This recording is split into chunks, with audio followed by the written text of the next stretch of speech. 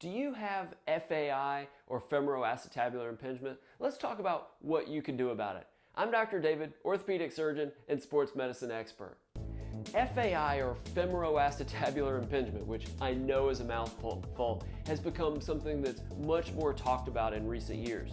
We hear pro athletes having surgery for it, and obviously young athletes in teenage years, 20s, early 30s, having hip surgery to treat it. So let's talk about what that is.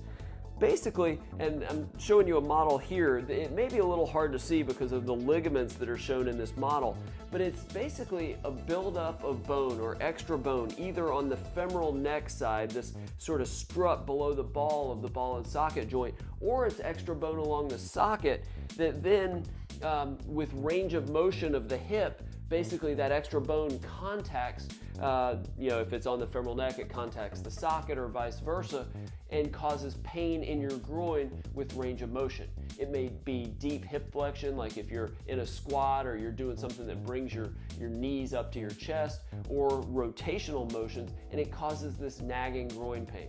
It's not usually after a traumatic event. Usually it's something that sort of comes on over months and years, but it's this nagging groin pain that's not going away.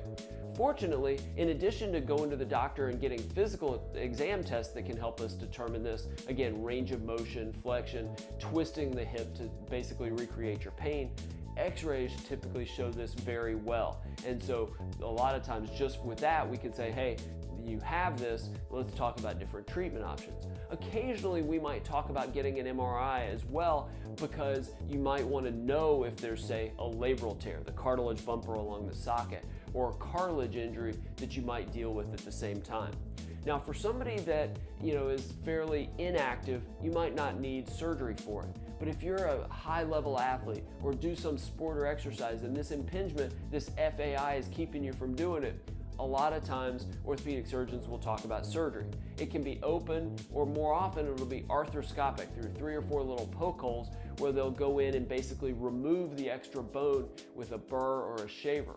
Now, if you also have a labral tear or cartilage damage, the surgeon may elect to treat that at the same time.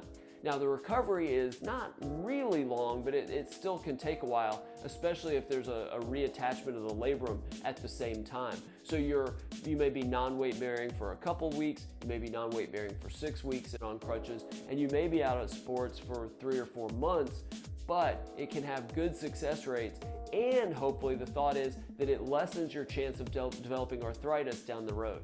Okay, if this video is helpful, click the video below for much more helpful information. Make sure to subscribe, and I'll see you next time.